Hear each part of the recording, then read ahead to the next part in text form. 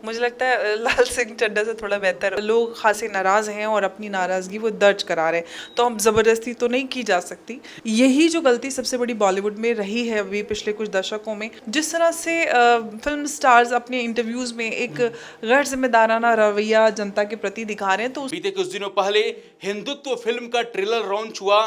Trailer launch होते ही trailer को खूब पसंद भी किया जा रहा है और हिंदुत्व ट्रेंड भी कर रहा है। तो वहीं दूसरी तरफ विक्रम बेदा को लेकर लोग बायकॉट कर रहे हैं, कह रहे हैं कि विक्रम बेदा को फिर से हम बहिष्कार करेंगे। इसी मुद्दे पर बात करेंगे। आज मेरे साथ बात करने के लिए अंबर जैदी जी हैं। मैम, सबसे पहला सवाल आपसे ही होगा, मैम, हिंदुत्व के ट्रेलर में एक दिखाया गया हिंदू मुस्लिम का दिखाया गया है, जेएनयू में जिस तरीके से मामला हुआ उसको दिखाया गया है, तो क्या आपको नहीं लगता कि जब हिंदुत्व फिल्म आ जाएगी तो और भी दो समुदाय के बीच माहौल जो है खराब होगा?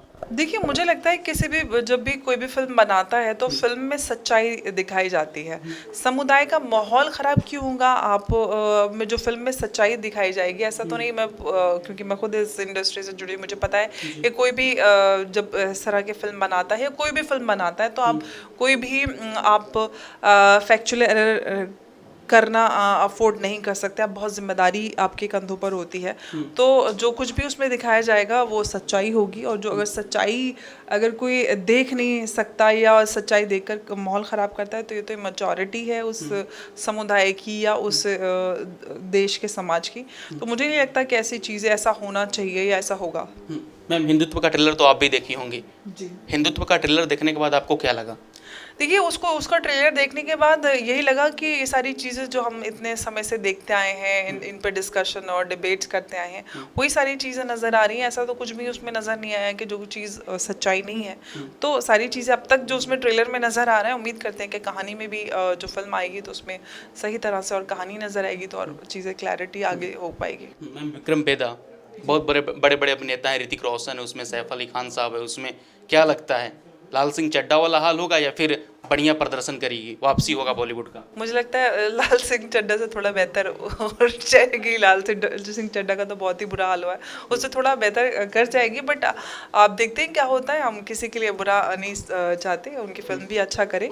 लेकिन यह है कि फिल्म इंडस्ट्री के लोगों को समझना पड़ेगा कि आपको बेहतर कहानियों के साथ ऑडियंस को सर्व करना पड़ेगा। एक तरफ लोग तो हिंदुत्व के ट्रेलर को बढ़िया कर रहे हैं, कह रहे हैं, समर्थन दे रहे हैं, तो वहीं दूसरी तरफ विक्रम बेदा को बायकॉट किया जा रहा है, क्या वजह है? ऐसे में जब बॉलीवुड की हम बात करते हैं, जब कैंसिल कल्चर की या बाइकआउट की बात होती है, तो जिस तरह की फिल्में अभी पिछले कुछ दशकों में बॉलीवुड ने दी हैं, वो कहीं ना कहीं ऑडियंस के बीच में, ऑडियंस और अपने सिनेमा के बीच में तालमेल बिठाने में कहीं ना कहीं असफल रहे हैं।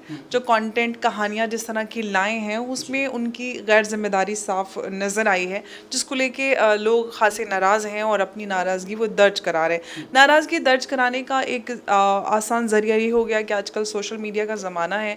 लोग आसानी से सोशल मीडिया के माध्यम से अपना ओपिनियन एक्सप्रेस कर देते हैं, तो इसलिए पता भी चल जाता है कि क्या चीज़ें लोगों को पसंद आ रही हैं और क्या नहीं आ रही हैं।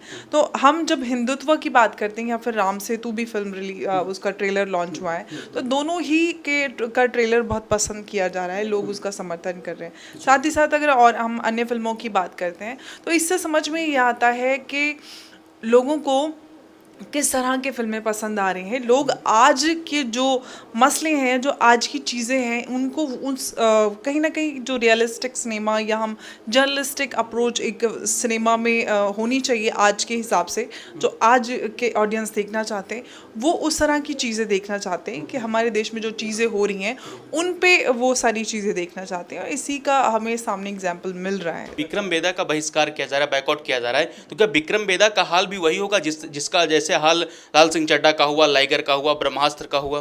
देखिए, जिस तरह से लोग पसंद नहीं कर रहे हैं, तो देखिए ऑडियंस टोटल फिल्म जब रिलीज होती है तो ऑडियंस के लिए होती है। अगर उनको नहीं पसंद आ रही है तो हम ज़बरदस्ती तो नहीं की जा सकती। लेकिन जो ऑडियंस के लिए बन रही है, उनको कहानी पसंद आ रही है, तो ऑब्वियस सी बात है कि वो फिल्म हिट होगी। हम कश्मीर फाइल्स के उसमें देख चुके हैं कि सोशल मीडिया पर बड़ी आवाज़ उठी और एक बड़ी हिट साबित हुई कश्मीर फाइल, क्योंकि लोगों ने उसका समर्थन किया, लोगों को पसंद आए। तो ये सारी चीज़ें लोगों को जो पसंद आती है वो ऑब्वियस सी बात है कि वो सारी फिल्में हिट हो जाती हैं। फिर क्या वजह हैं कि मैम बड़ी बजट की फिल्में फ्लॉप हो रही हैं, पिट रही हैं, और छोटी बजट की फिल्में बढ़िया प्रदर्शन कर रही है बॉक्स ऑफिस पर? देखिए, मैं खुद इस फिल्म और टीवी प्रोडक्शन से जुड़ी हूँ। किसी भी कहानी को बनाने के लिए या कोई भी हम सीरीज़ या कुछ भी बनाते हैं तो उसके लिए सबसे ज़रूरी होता है कॉन्सेप्ट या कहानी। अगर कहानी दमदार होती है, लोगों को पसंद आती है, लोगों को अपील करती है, तो छोटे बजट की फिल्में भी बड़ी हिट साबित हुई। कश्मीर फाइल आपके सामने है, और इससे पहले भी और हम आज की नहीं, कुछ सालों पहले भी चले जाएं तो ऐसे बड़े एग्जाम्पल मिलते हैं जो छोटे बजट की फिल्में बनी है और उन्होंने कई कई 100 करोड़ का बिजनेस किया है। तो बहुत ज़रूरी होता है किसी भी फिल्म को बनाने के लिए उसमें एक मजबूत कहानी, अच्छे किरदार और अच्छी तरह से कहानी को लिखा गया और फिल्माया गया, और साथ ही साथ कास्टिंग बहुत इंपॉर्टेंट होती है। बड़ी बजट की फिल्में जो होती हैं उनमें सब कुछ फैंसी होता है, बड़े स्टार्स को ले लेते हैं, चाहे वो कास्टिंग उसमें चल रही हो नहीं चल रही हो, बड़ा सेट, बड़ा पैसा, बड़ा खर्च करते हैं। लेकिन कहीं ना कहीं यही जो गलती सबसे बड़ी बॉलीवुड में रही है अभी पिछले कुछ दशकों में, वो इतना ज़्यादा कमर्शलाइज हो गया है कि वो पहले ही महंगे स्टार्स ले लेते हैं ताकि उनको लगता है कि महंगा स्टार रहेगा तो जो बजट है उसकी रिकवरी आसान हो जाएगी। तो कमर्शलाइजेशन जिस तरह से सिनेमा का हुआ है उसमें जो रोल है उसके हिसाब से कास्टिंग नहीं हो पाती। 25 साल या 26 साल के लड़के का रोल एक 50-60 साल का आदमी करता है। तो कहीं ना कहीं लोग इस बात से उब गए हैं और वो बदलाव चाहते हैं। मैम, आपका अनुभव क्या कहता है? विक्रम बेदा है, हिंदुत्व है, 7 अक्टूबर के हिंदुत्व रिलीज होगा, विक्रम बेदा अगले फ्राइडे को रिलीज होगा, तो क्या लग रहा है, आपका अनुभव क्या कह रहा है? विक्रम बेदा का क्या हाल होगा, हिंदुत्व का कैसा प्रदर्शन रहेगा? देखिए, जिस तरह से लोग नाराज हैं फिल्म इंडस्ट्री के लोगों से या फिल्म मेकर्स से, उससे तो लगता है कि लोग की नाराजगी जब तक दूर नहीं होगी, जब तक उनकी बातें फिल्म इंडस्ट्री के लोग नहीं समझेंगे। और ये बात सच है कि कहीं ना कहीं ऑडियंस को नहीं समझ पाए हैं, तभी जो गलतियां हुई उनको लगा कि ये शायद कोई साजिश चल रही है, कोई पॉलिटिकल कोई मूवमेंट चलाया जा रहा है फिल्म इंडस्ट्री के अगेंस्ट। तो ऐसा नहीं है। हम 130 करोड़ की जनता हैं।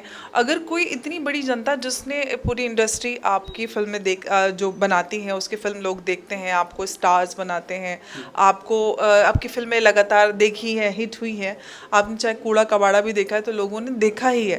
तो आपको लोगों की मन की आवाज़ समझनी होगी। जब तक आप नहीं समझेंगे लोगों की, उनको आप उनकी ड्यू रिस्पेक्ट नहीं देंगे। सबसे बड़ी बात यह है कि जिस तरह से फिल्म स्टार्स अपने इंटरव्यूज़ में एक गैर जिम्मेदाराना रवैया जनता के प्रति दिखा रहे हैं, तो उससे उनकी नाराज़गी और बढ़ती जा रही है। तो बहुत ज़रूरी है कि जनता को सम्मान दिया जाए। ऑडियंस है, और कोई भी आपका कोई भी ग्राहक हो, आप जिसको सामान बेचते हैं तो आपके लिए भगवान समान होता है। तो आपको सम्मान तो देना पड़ेगा जनता को जो आपको स्टार बनाती है, आपकी फिल्में देखती है। तो इस तरह से जो लगातार रवैया जिस तरह से फिल्म स्टार्स का इंटरव्यूज़ में नज़र आ रहा है, तो उससे लोगों की नाराज़गी और बढ़ती जा रही है कि हमें हमारे ओपिनियन का इनके सामने कोई इज्जत या सम्मान ही नहीं है। तो ये एक बड़ी चीज़ है, क्योंकि इसकी वजह से लोग और नाराज़ होते जा रहे हैं।